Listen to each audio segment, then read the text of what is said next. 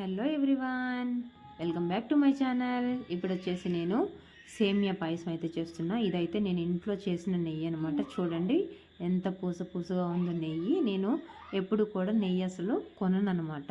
ఆ నెయ్యి ఒకవేళ అవసరం వచ్చి కొని తెచ్చినా కూడా పిల్లలకు అంతగా నచ్చదు. సో వాళ్ళు ఎలా చేస్తారో మనకి తెలియదు కాబట్టి నేనైతేనే ఇంట్లో హైజెనిక్గా క్లీన్గా చేసుకుంటానమాట. ఇప్పుడు వచ్చేసి నెయ్యిలో సేమియా వేసి రోస్ట్ చేసుకుంటున్నాను. ఇక్కడ చూడండి పాలు, మేము తెచ్చుకునే పాలు ఇట్లా ఉంటాయి, స్వచ్ఛమైన గేదె పాలు, అప్పుడే తీసిన గేదె పాలు అనమాట.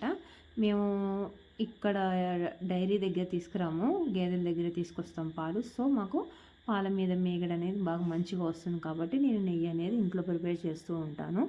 ఇంకా సేమియా పాలలో సేమియా వేసేసి ఉడకనిస్తున్నాను. ఇక్కడ చూడండి స్వామి కోసం నెయ్యి అనమాట సపరేట్గా తీసేసి పక్కన పెట్టుకున్నాను. ఇక్కడ నెయ్యి చిన్న గిన్నెలో వేసేసి పక్కన తీసి పెట్టుకున్నాను. ఇక్కడ చూస్తే నెయ్యి అసలు మంచి స్మెల్ అండ్ అసలు టెక్స్చర్ కూడా చూడండి ఎంత బాగా ఉందో, ఎంత పూసగా ఉందో. ఇక్కడ వచ్చేసి సేమియా కూడా ఉడుకుతుంది. ఇంక ఇప్పుడు ఈ సేమియాలో నేను ఉడుకుతున్నప్పుడే కొద్దిగా సన్న సగ్గుబియ్యం వేసుకుంటే టేస్ట్ బాగుంటుంది. లావు సగ్గుబియ్యం వేసుకుంటే నాకు అంతగా నచ్చదు. సో అందుకని చెప్పేసి నేను సన్న సగ్గుబియ్యాన్ని యూస్ చేస్తానన్నమాట. నేను అయితే అసలు బెల్లంతో చేద్దాం అనుకున్నా సేమియా పాయసం, కానీ ఒకటి అనుకుంటే ఇక్కడ ఒకటి అయింది. నిన్న పాయసం చేశాను కాబట్టి ఎలాగో ఇంట్లోనే ఉంది. సో అందుకని చెప్పేసి ఇప్పుడు నేను షుగరే యూజ్ చేస్తున్నా. హనీ లేదంటే హనీతోనే సేమియా పాయసం చేసేదని. హనీ కూడా టేస్ట్ వైజ్ చాలా బాగుంటుందన్నమాట. హనీ పాయసం కూడా బాగుంటుంది. నేను లాస్ట్ వీడియోలో అప్లోడ్ చేశాను, ఒక వీడియోలో హనీ పాయసం అని. పిల్లలు మంచిగానే తింటారు హనీ పాయసం కూడా. ఇంక ఇప్పుడు వచ్చేసి సేమియాని ఇంకొంచెం సేపు ఉడకనిద్దాము. ఇది కుక్ అయిపోయే లోపల ఒక 2 minutes అలా వెయిట్ చేస్తూ ఉందామన్నమాట.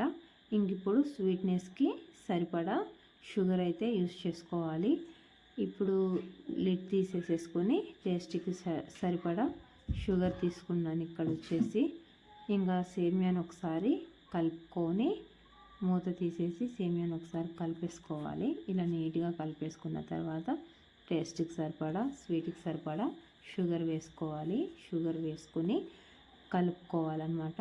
ఇప్పుడు ఫ్లేవర్ కోసం ఒక ఇలాచీని దంచి వేసుకోండి.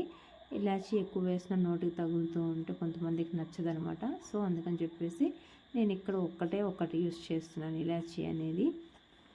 ఈ ఇలాచీ వేసిన తర్వాత మళ్ళీ ఒకసారి తిప్పుకొని మూత పెట్టుకోవాలి. ఇక్కడ వీడియోలో చూపిస్తున్నా కదా,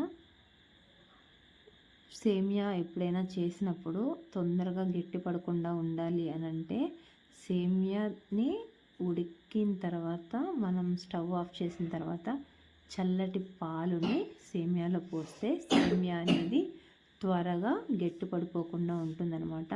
ఫ్రిడ్జ్లో పెట్టిన పాలైనా సరే, చల్లార్చిన పాలైనా సరే, స్టవ్ ఆఫ్ చేసిన తర్వాత ఈ సేమియాలో యాడ్ చేసుకుంటే సేమియా అనేది తొందరగా గట్టి పడకుండా పలుచగా ఉంటుంది. ఒకసారి ట్రై చేయండి. Thank you for watching. Please do subscribe for more videos.